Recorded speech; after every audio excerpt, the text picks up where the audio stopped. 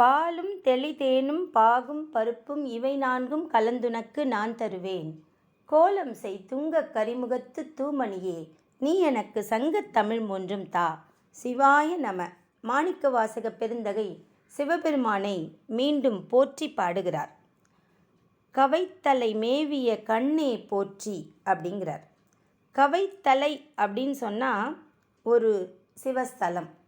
அந்த சிவஸ்தலத்தில் எழுந்தருளியிருக்கின்ற கண் போன்றவனே போற்றி. இதுக்கு இன்னொரு பொருள் என்ன அப்படின்னா, கவைத்தலை அப்படின்னா சூலம். சூலத்தை உன் ஆயுதமாக விரும்பி ஏற்றுக்கொண்ட கண் போன்றவனே அப்படின்னும் இதை சொல்லலாம். இன்னொரு அர்த்தம் என்ன அப்படின்னா, கவைத்தலை அப்படிங்கிறது வேத முடிவாகிய உபநிடதங்களின் பொருள். அப்படி உபநிடதங்களின் பொருளான பரம்பொருளே கண் போன்றவனே போற்றி அப்படின்னும் இதை சொல்லலாம். குவைப்பதி மலிந்த கோவே போற்றி அப்படின்றார். குவைப்பதி அப்படிங்கிறது ஒரு சிவஸ்தலம். அந்த குவைப்பதியில் எழுந்தருளியுள்ள கோவே அரசனே போற்றி அப்படின்னு சொல்லலாம். இன்னொரு பொருள் என்ன அப்படின்னா, குவைப்பதி அப்படின்னா பதிக்குவை அப்படின்னா, இந்த சிவஸ்தலங்களில் பக்தர்கள் கூட்டம் வரும் இல்லையா, அடியார்கள் கூட்டமாக வருவாங்க. அதனால் சில இடங்களுக்கு போனால் நிறைய சிவஸ்தலங்கள் பக்கத்தில் இருக்கும். அப்படி சிவஸ்தலங்களின் கூட்டங்கள் அனைத்திலும் நீயே தலைவனாக உயர்ந்து நிற்கிறாய். அப்படிப்பட்ட தலைவனே போற்றி அப்படின்னு சொல்லலாம். மலைநாடுடைய மண்ணே போற்றி. நீ யாரு? மலைநாட்டின் மன்னன், அரசன், பேரரசன். அப்படிப்பட்ட அரசனே போற்றி. கலை ஆர் அரிகேசரியாய் போற்றி. இதில் கலை ஆர் அரிகேசரி அப்படின்னா முதல் பொருள் என்ன கொள்ளலாம் அப்படின்னா, நிறைய கலைஞானங்கள் நிறைந்த ஒரு இடம் அரிகேசரிங்கிற ஸ்தலம். அப்படிப்பட்ட அரிகேசரியில் கலையாக நீ எழுந்தருளியுள்ளாய். அப்படிப்பட்ட இறைவா போற்றி. இது முதல் அர்த்தம். ரெண்டாவது, அரிகேசரியாய் அப்படின்னு சொல்கிறார் இல்லையா. மாணிக்கவாசக பெருந்தகை யார்? பாண்டிய நாட்டின் முதலமைச்சராக இருந்தவர் தான். அதுக்கப்புறம் தான் இறைவன் ஆட்கொண்டார். பாண்டிய நாட்டில் தமிழ் சொற்களில் ஒரு வழக்கு இருந்திருக்கு. மன்னர்களை அரிகேசரி அப்படின்னும், மன்னனுடைய மகனை இளவரசனை பரகேசரி அப்படின்னும் தமிழில் சொல்லியிருக்காங்க. அதனால் இவர் பாண்டி நாட்டு முதலமைச்சராக இருந்ததுனால அந்த பாட்டில் அவருக்கு இயற்கையாக இறைவனை அரிகேசரி அப்படின்னு சொல்ல வந்திருக்கும் இயல்பா. ஏன்னா மன்னனை அவங்க அரிகேசரின்னு சொல்லுவாங்க. அதனால் இவருடைய சொற்களில் தானாகவே திருவாசகம் இல்லையா, அதனால் பாண்டி நாட்டான் என்பதனால அவருடைய வாயில் இறைவனை அரிகேசரி அப்படின்னு கூப்பிட்டுருப்பார் அப்படிங்கிற ஒரு இன்ஃபரன்ஸ் நம்ம அதை புரிஞ்சிக்கலாம். அதற்கும் இதுக்கு வாய்ப்பு இருக்குது அப்படின்னு ஒரு சில ஆசிரியர்கள் சொல்கிறாங்க. இதில் இன்னொரு அர்த்தம் இருக்க வாய்ப்பு இருக்குன்னு சொல்கிறாங்க. என்ன அப்படின்னா, அரினா யார்? அரின்னு நம்ம யாரை சொல்வோம்? மகாவிஷ்ணுவை சொல்வோம். அரிங்கிறது இன்னொரு வார்த்தை, அது எதை குறிக்கும்? சிங்கத்தை குறிக்கும் இல்லையா. அதனால் அரி அப்படின்னா சிங்கம், ஹரி அப்படின்னு சொன்னால் விஷ்ணு. இந்த ரெண்டும் சேர்ந்த ஒரு அரி இருக்கே, அது என்ன அப்படின்னா நரசிம்ம அவதாரம். நரசிம்ம அவதாரம் எடுத்து மகாவிஷ்ணு பிரகலாத சரித்திரத்தில் ரண்யனை வதம் செய்தார். அப்போ அந்த அரிகேசரி அப்படிங்கிறது சிங்கத்தின் தோல். மகாவிஷ்ணு அரிகேசரியாக வந்தார். அவருடைய தோலை நீ ஆடையாக உடுத்தியவனே, சிம்மத்தின் தோலை நீ ஆடையாக உடுத்தியவனே அப்படின்னும் இதற்கு பொருள் கொள்ளலாம். அந்த மகாவிஷ்ணு நரசிம்மர் அவதாரம் எடுத்த பிறகுதான் அந்த ராஜாக்கள் உட்கார்ந்துருக்கிற ஆசனங்களே அரியாசனம்னு அழைக்கப்பட்டது, அப்புறம் சிம்மாசனம்னு அழைக்கப்பட்டது அப்படின்னு தமிழில் சொல்கிறாங்க. அதுக்கு முன்னாடியெல்லாம் அது ஆசனம் தான், மன்னனுக்கான ஆசனம் தான் சொல்லிக்கிட்டு இருந்தாங்க. இந்த நரசிம்ம அவதாரம் எடுத்ததற்கு பின்னாடி தான் அந்த ராஜாக்கள் உட்காரும் ஆசனத்திற்கு அரியாசனம் என்றும் சிம்மாசனம் என்றும் பெயர் வந்தது அப்படின்னு சொல்கிறாங்க. அதனால் அந்த சிங்கம் அரி அவருடைய தோலை நீ அழகாக ஆடையாக உடுத்தி கொண்டவனே, உனக்கு அது அழகாக பொருந்தி இருக்கே, அப்படி என்றும் இதுக்கு ஒரு பொருள் கொள்ளலாம் அப்படின்னு சொல்கிறாங்க. அப்படிப்பட்ட அரிகேசரியே போற்றி அப்படின்னு சொல்கிறார். அடுத்தது திருக்கழுக்குன்றின் செல்வா போற்றி. திருக்கழுக்குன்றத்தில் அழகாக எழுந்தருளியிருக்கும் செல்வனே போற்றி. பொறுப்பமர் பூவனத்து அரணே போற்றி. அமர் பூவனம்னா மலைகள் பொருந்திய, நிறைய மலைகள் இருக்கின்ற திருப்பூவனம் அப்படின்ற ஸ்தலம். அதில் நீ என்ன பண்ணுற, விரும்பி உரைகின்றாய். உறைவது மட்டுமல்லாமல் எங்களை காக்கும் அரணே போற்றி அப்படிங்கிறார். அருவமும் உருவமும் ஆனாய் போற்றி. அருவம் அப்படின்னா எந்த விதமான வடிவமும் கொள்ளாதவன் நீயே. ஆனால் எங்களுக்கு புரியாதே, நீ உருவமே இல்லாமல் நீ இருந்தனா எங்களால் எப்படி உன்னை புரிஞ்சிக்க முடியும்? நாங்கள் எப்படி எங்கள் மனசில் உன்னை யோசித்து இருத்தி விஷுவலைஸ் பண்ண முடியும்? அதனால் எங்களோட அகக்காட்சிக்கு வரணுமேங்கிறதுனால நீ என்ன பண்ண, உருவம் தாங்கி வந்தாய். பக்தர்களுடைய அறிவுக்கு ஏற்ற மாதிரி நீ என்ன செய்த, உருவம் தாங்கி நடராஜ பெருமானாக தில்லையில் அழகாக ஆடி காட்டுற. எங்களுக்காக ஞானம் கொடுக்கணும்னா தட்சிணாமூர்த்தியாக வர, எப்படி நீ உருவம் தாங்கி வந்தவனே போற்றி. இந்த அருவ உருவம் இரண்டும் தாங்கியது தான் சிவலிங்கம். அப்படி நீ எல்லாமாவும் வருகிறாயே போற்றி அப்படிங்கிறார். மருவிய கருணை மலையே போற்றி. மருவிய கருணை அப்படின்னா என்ன சொல்கிறாங்கன்னா, எப்படி கும்பிட்டாலும் நீ சுவைக்கிற. மருவிய கருணை அப்படின்னா மாறி மாறி நீ வர, எப்படி வேணாலும். இதுக்கு உரை ஆசிரியர்கள் ஒரு உதாரணம் சொல்கிறாங்க. கற்கண்டை எடுத்துக்கோங்க. கற்கண்டை எடுத்து அப்படியே வாயில் போட்டாலும் அது ஒரு தித்திக்கும். இல்லைல்ல நான் அப்படியே சாப்பிட விரும்பலை அப்படின்னு அதை அப்படியே உடச்சி தூளாக்கி அதை அப்படி சாப்பிட்டோம். 1-2 உடச்சி, ஒரு பெரிய கற்கண்டை ஒரு 5-6 துண்டாக உடச்சி அப்போ நம்ம சாப்பிட்டு பார்ப்போன்னா அப்போவும் அது தித்திக்க தான் செய்யும்.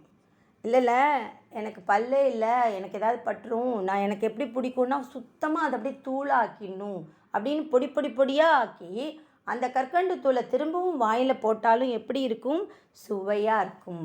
அதே மாதிரி தான் இறைவா, நீ ரொம்ப கருணை மலை அப்படியே நீ கருணாமூர்த்தி. அதனால் நீ என்ன பண்ணுற, எப்படி வேணாலும் மாறி மாறி வர. உன்னை நாங்கள் எப்படிலாம் கும்பிடணும்னு நினைக்கிறோமோ அப்படியெல்லாம் நீ வர. ஆனால் எப்போவுமே தித்திக்கிற. ரொம்ப அழகாக நீ உன்னை நினைக்கும் போதெல்லாம் உள்ளம்லாம் தித்திக்குது. உள்நாக்கை தாண்டி உள்ளமும் தித்திக்கிறது. எப்படி கற்கண்டை எப்படி வாயில் போட்டாலும் தித்திக்குதோ அதே மாதிரி உன்னை நான் உருவமாக பார்த்தாலும் தித்திக்கிற, அருவமாக நினச்சி பார்த்தாலும் தித்திக்கிற. ரெண்டும் சேர்ந்த சிவலிங்கமாக அருவமாக பார்த்தாலும் நீ எனக்கு அவ்வளோ மனசில் மகிழ்ச்சியை தருகிறாய், பேரானந்தத்தை தருகிறாய். அதனால் நீ யார், கருணை மலை. நீ அவ்வளோ பெரியவன். அதனால் அற்பனாகிய எனக்கு நீ என்ன பண்ணுற, அழகாக அருள் புரிகிறாய். துரியமும் இறந்த சுடரே போற்றி. இந்த துரியம் அப்படிங்கிறது என்ன சொல்கிறாங்கன்னா, விஞ்ஞானத்தில் மனிதர்களை பொறுத்த வரையில் 3 நிலைகள் இருக்கின்றன. 1 விழிப்பு நிலை, நம்ம முழிச்சிட்ருக்கிற நிலை. 2 சொப்பனம், கனவு நிலை, தூங்கும்போது கனவு வருது. 3வது ஆழ்துயில் நிலை, டீப் ஸ்லீப் ஸ்டேட். இந்த 3ஐயும் தாண்டி துரியம் அப்படின்னு ஒரு நிலை இருக்குது 4வதா. இந்த துரியம் அப்படிங்கிறது தான் இந்த யோகத்தை ஆட்கொள்வதற்காக, இறைவனை காண்பதற்காக நிறைய யோகா ப்ராக்டிஸ் பண்ணுறாங்கல்ல, அவங்க கண்மூடி தவம் செய்கிறாங்க இல்லையா. அப்படி அவங்க தவம் செய்யும் பொழுது அந்த ஆக்ஞ சக்ரா அப்படின்னு புருவங்களுக்கு மத்தியில் கான்சென்ட்ரேட் பண்ணி இறைவனை காண்பதற்காக ட்ரை பண்ணுவாங்க. அப்படி பண்ணும் பொழுது அவங்களுக்கு என்ன நினைக்குமா, துரிய நிலை வருமா, அந்த 4வது ஸ்டேட். அப்போ பாதி நேரம் அவங்க சமாதி நிலையில் இருப்பாங்களாம், பாதி நேரம் நல்லா முழிச்சிட்டு சாதாரணமாக விழிப்பு நிலையில் இருப்பாங்களாம். அதுதான் துரிய நிலை அப்படின்னு சொல்கிறாங்க. இங்கே இவர் என்ன பாடுறாரு, துரியமும் இறந்த சுடரே போற்றி. இதை தாண்டிட்ட நாம் இந்த சுவாமி விவேகானந்தர், வள்ளலார், சுவாமி ராமகிருஷ்ணர் பரமஹம்சர் இவங்களுடைய நூல்களை, இவங்களுடைய வரலாறெல்லாம் படிக்கும்போது இவங்க நிறைய நேரங்களில் இந்த துரிய நிலையில் இருந்திருக்காங்க. பாதி நேரம்தான் அவங்க மனிதர்களோட பேசி இப்படி இந்த அன்றாட வாழ்க்கையை கவனிச்சிருக்காங்க. பாதி நேரம் அவங்க சமாதி நிலையில் தான் இருந்திருக்காங்க. அதை தான் இங்கே துரிய நிலை அப்படின்னு சொல்கிறாங்க. இந்த 4 நிலைக்கும் தாண்டியது தான் துரியாதீதம், அதாவது முழு சமாதி நிலை. நம்ம சுவாமி ராகவேந்திரருடைய வரலாறை படித்தா அவரெல்லாம் கடைசியில் அந்த நிலைக்கு தான் போயிட்டாரு, சமாதி நிலையை எய்தினார் அப்படின்னு சொல்கிறாங்க. அதனால் நீ எப்படிப்பட்டவன் தெரியுமா? துரியமும் இறந்த சுடரே, நீ இந்த துரியத்தெல்லாம் தாண்டிய பேரொளி சுடரானவனே போற்றி. தெரிவது அரிதாகிய தெளிவே போற்றி. தெரியறது அப்படின்னா என்ன? நம்ம படித்து தெரிஞ்சுக்கிறது, நாலேஜ், அறிவு. உன்னை நாங்கள் படித்து தெரிஞ்சிக்க முடியுமா? உன்னை அறிவால் உன்னை அண்டர்ஸ்டாண்ட் பண்ணிக்க முடியுமா? ஒரு ஆய்வு மேற்கொண்டு நீ இப்படிப்பட்டவன் தான் அப்படின்லாம் தெரிஞ்சுக்க முடியுமா? அப்படின்னா முடியாது. தெரிவது அரிது. உன்னுடைய கல்வி, நம்முடைய கல்வி அறிவை கொண்டு இவனை அறிந்து கொள்ள முடியாது, அரிதானவன், இது இம்பாசிபிள். அப்புறம் பின்னாடி என்ன சொல்கிறாரு? தெளிவே போற்றி அப்படிங்கிறார். அப்புறம் எப்படி அறிவை கொண்டு கண்டுபிடிக்க முடியாது, உன்னை புரிஞ்சிக்க முடியாது, அண்டர்ஸ்டாண்ட் பண்ணிக்க முடியாது, அப்புறம் எப்படி தெளிவே போற்றி அப்படின்னா தெளிவு அப்படிங்கிறது நம்ம மனசு சொல்லுவோம் இல்லையா, என்ன எப்படி இருக்குது அப்படின்னா ஒரே குழப்பமாக இருக்குது, இல்லைன்னா பயமாக இருக்குது, இல்லைன்னா சந்தோஷமாக இருக்குது, களிப்பாக இருக்குது அப்படின்னு மனசு நம்ம அனுபவிக்கிறது உணர்வு. இது அறிவு கிடையாது. இது எக்ஸ்பீரியன்ஸ், அது ஒரு அனுபவம். அது அறிவு கிடையாது. அதனால் உன்னை நாங்கள் தெளிவாக எங்களுக்கு வருவேன் எப்போ தெரியுமா? இந்த அறிவெல்லாம் தூக்கி போட்டுட்டு இந்த லாஜிக்கல் அனலிட்டிக்கல் அப்படிங்கிறதெல்லாம் தூக்கி எறிஞ்சிட்டு, இறைவா நீ தான் என்னை படைச்ச, நீ தான் என்னை காக்கிற, நீ தான் என்னை ஒடுக்க போகிற, சகலமும் நீயே அப்படின்னு மனசு முழுக்க உன்னையே வச்சுக்கிட்டு அன்பாக இருந்தோன்னா நீ என்ன பண்ணுவ? ரொம்ப அழகாக எளிதாக தெளிவே போற்றி, மனசுக்குள்ளே ஒரு தெளிவை கொடுத்துருவ. சகலமும் நீயே அப்படிங்கிற தெளிவு வந்துடும். அப்போ இந்த உலக பொருள்கள் மேலே பற்று கொண்டு நாங்கள் கன்ஃபியூஸ் ஆக மாட்டோம். அவ்வளோ அழகாக அறிவுக்கு தாண்டிய, அறிவுக்கு அகப்படாத, அன்பிற்கு அகப்படும் தெளிவே போற்றி அப்படின்னு பாடுறார். தோளா முத்த சுடரே போற்றி அப்படின்னா, தோளா அப்படின்னா துளையிடப்படாத. முத்து மணி மாலை கோக்கணுன்னா தொலை போட்டு மாலையாக நாம் போட்டுப்போம். ஆனால் இவர் எப்படிப்பட்டவர்? துளையிடப்படாத முத்தின் சுடரே போற்றி, ஒளியே போற்றி. ஆளானவர்கட்கு அன்பா போற்றி. நான் ஒரு ஆளே இல்லை, எல்லாம் நீ தான் என் உள்ளே இருந்து என்னை இயக்குகிறாய் அப்படிங்கிறத மட்டும் நம்ம புரிஞ்சுக்கிட்டு நாம் ரெடியாக அவர்கிட்ட போய் சரணாகதி அடைஞ்சிட்டோன்னா ஆளானவர்கட்கு அன்பா போற்றி. நாம் அவருக்கு அடிமை அப்படின்னு போய் அவர் காலில் விழுந்து சரணாகதி அடைஞ்சா, நான் அடிமை அப்படின்னா நீ என்னோட தலைவன், நீ என்னோட முதலாளி, நீ என்னோட பாஸ் அப்படின்னு நம்மளை அடிமையாகவும் அவர் ட்ரீட் பண்ண போகிறாரு? பண்ண மாட்டார். அவர் என்ன பண்ணுவார்? அன்பனாக மாறிடுவார். நான் உன்னுடைய அன்புக்கு அடிமை அப்படின்னு சொன்னால் அவர் நானும் தான் உன்னுடைய அன்புக்கு அடிமை அப்படின்னு நம்மளுக்கு அன்பனாக மாறிடுவார். நம்மளுக்கு தலைவனாக இருக்க மாட்டார். அவர் அழகாக தாயுமாய், தந்தையுமாய், சேவகனுமாய், காவலனுமாய் எல்லாமா மாறி அன்பாக வந்துடுவியே. அப்படிப்பட்ட அன்பா போற்றி. ஆறா அமுதே அருளே போற்றி. ஐயோ, நான் உன்னை என்னெல்லாம் சொல்கிறது, நீ அப்படியே தித்திக்கிற, அப்படியே நுனி நாக்கில் நான் உன்னை சிவாய நமன்னு சொன்னாலும் தித்திக்கிற, கண்ணு மூடி ஆழமாக யோசித்தனாலும் சிவாய நமனாலும் நீ தித்திக்கிற, ஹரஹர ஹரஹரன்னாலும் நீ தித்திக்கிற, நம சிவாயன்னாலும் தித்திக்கிற, சிவா அப்படின்னாலும் தித்திக்கிற, திருவாசகம் பாடினாலும் தித்திக்கிற. அப்படியே யோசித்து பார்த்தா நீ எப்படி எனக்கு தோணுதுன்னா அமுதம். நீ ஏன் அப்படி எப்படி கூப்பிட்டாலும் இனிக்கிற அப்படின்னா அமுதம். நீ அமுதம் எப்படி இருக்குது? ரொம்ப தித்திக்குது. அமுதத்தை நிறைய சாப்பிட்டா திகட்டிடும். தித்திப்பு நமக்கு எவ்வளோ பிடிச்ச ஸ்வீட்டாக இருந்தாலும் நிறைய சாப்பிட்டோன்னா திகட்டி போயிடும். ஆனால் நீ எப்படி இருக்க? ஆறா, தெவிட்டாத, உன்னை பருக பருக பருக, நினைக்க நினைக்க நினைக்க, காண காண காண, உன் நாமங்களை கேட்க கேட்க கேட்க திகட்டவே இல்லை. அப்படிப்பட்ட ஆறா அமுதே அருளே போற்றி. இப்படிலாம் நான் இவ்வளோ அழகாக அனுபவிக்கிறேன்.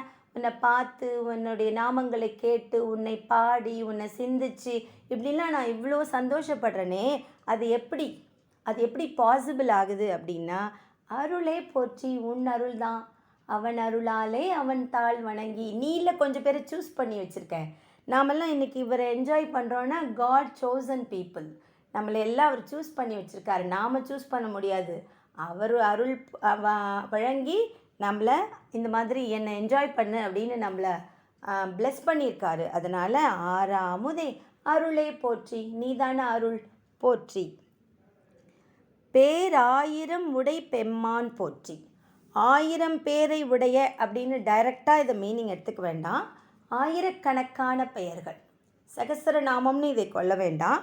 ஆயிரக்கணக்கான பெயர்களை கொண்ட பெம்மானே போற்றி. தாளி அருகின் தாராய் போற்றி அப்படிங்கிறார். வெண்கூத்தாளம் தாளம் கொடுத்த இறைவா போற்றி. தாளி அருகு அப்படிங்கிறது இங்கே வெண்கூத்தாளம் அப்படின்னு சொல்கிறாங்க. அப்படிப்பட்ட வெண்கூத்தாளத்தை அழித்த இறைவா போற்றி அப்படின்றார். பெம்மானே, பேராயிரம் பரவி வானோர் ஏத்தும் பெம்மானே போற்றி. அடுத்தது தாளி அருகு அப்படிங்கிறது ஒரு வகை அருகுமாகும் அப்படின்னு சொல்கிறாங்க. அது ஒரு என்ன சொல்கிறாங்கன்னா, அருகு அப்படின்னா தாளி அருகு, தாளிக்கொடி அருகம்புல் ஆகியவற்றை கொண்டு மாலை அணிந்திருப்பாய் நீ, அப்படிப்பட்ட இறைவா போற்றி அப்படிங்கிறார். தாளி அருகு அப்படின்னா தாளிக்கொடியும் அருகம்புல்லும் அணிந்திருப்பவனே போற்றி. நீல் ஒளியாகிய நிறுத்தா போற்றி அப்படின்னா நீல் ஒளி, நீ பேரொளியாக எழுந்து ஆடுபவனே. நிறுத்தன் அப்படின்னா நடனக்கலைஞன். நீ எப்படி இருக்க? ஆனந்த நடனக் கலைஞனாக இருந்து ஆடுகிறாய். தில்லையில் திருவண்ணாமலையில் கூட நீ என்ன பண்ண? பேரொளியாய் எழுந்து நடனமாடினாய். நான்முகனும் விஷ்ணுவும் உன்னை பார்க்க முடியல. அப்படி நீ நிறுத்தன் அப்படின்னா நடனமாடுபவன். அதனால் நீலொளியாகிய நிறுத்தா போற்றி, பெரிய ஒளியாக எழுந்து ஆடுபவனே போற்றி. சந்தனம் சாந்தின் சுந்தர போற்றி. இவர் எங்கே சந்தனம் போட்டிருப்பார் அப்படின்னா சந்தன குழம்பு அப்படிங்கிறத இதை எங்கே என்ன சொல்கிறாங்கன்னா வெண் சந்தனம்ங்கிறாங்க. திருவெண்ணீற்றை குழைத்து நீ சந்தனம் போல பூசியிருப்ப. அதனால் நீ பேரழகனாய் தெரிவாய். அப்படிப்பட்டவனே போற்றி. சிந்தனைக்கு அரிய சிவமே போற்றி. உன்னை நான் அப்படி ஜஸ்ட்டு என் மனசுலலாம் எடுத்து நினச்சி பார்த்துட முடியாது. அப்படிப்பட்ட மங்கள சொரூபனே போற்றி. மனதிற்கு அப்பாற்பட்ட எல்லா நலன்களையும் அளிக்கக்கூடிய இறைவா போற்றி. மந்திர மாமலை மேயாய் போற்றி அப்படின்னா வேதங்களை விளக்கும் மகேந்திர மலை. அந்த மகேந்திர மலையில் எழுந்தருளி இருக்கும் இறைவா போற்றி. எம் தமை உய்ய கொள்வாய் போற்றி. நீ என்ன பண்ணுற? மலையில் இருக்கிற நீ எங்களுக்கு எப்பெல்லாம் வேணுமோ அப்போல்லாம் இறங்கி வர, எங்களை மேன்மை கொள்வதற்காக. நாங்கள் இப்படியே அற்ப மானிட வாழ்க்கையில் இருந்துடக்கூடாது, நாங்கள் மேன்மை அடைய வேண்டும் என்பதற்காக நீ அப்பப்போ இறங்கி எம் தமை உய்ய கொள்வாய் போற்றி. எங்களை உய்விப்பதற்காக மலையிலேருந்து கீழே அவ்வப்பொழுது எங்களுக்கு அறியாமை என்னும் இருளை அகற்றி ஞான சுடரை ஏற்றி நீதான் எல்லாம் அப்படின்னு நீயே எங்களை சரணடைய வைத்து எங்களை உய்யச் செய்கிறாய். இந்த பிறவி தலையிலிருந்து எங்களை நீக்குகிறாய், இடரை களைகிறாய். அப்படிப்பட்ட எம் தமை உய்ய கொள்வாய் போற்றி. நீ எனக்கு பண்ணிடு அப்படின்னு சொல்லி கேட்குறார். என்னை உய்வித்து விடுவாய், உய்விப்பாய் அப்படிங்கிற அஷ்யூரன்ஸ் தான் இங்கே. அதனால் அப்படிப்பட்ட மந்திர மாமலையாய் இருப்பவனே, நீ எங்களுக்காக எளியவனாக எம்மை ஆட்கொள்பவனே, எம்மை இந்த இடரான வாழ்க்கையிலிருந்து காப்பாற்றுபவனே போற்றி என்று மாணிக்கவாசக பெருந்தகை உருகி உருகி பாடுறார். நாமும் சிவபெருமானின் திருவடிகளை அடைவோம், அவனருளை பெறுவோம். திருச்சிற்றம்பலம், திருச்சிற்றம்பலம், திருச்சிற்றம்பலம்.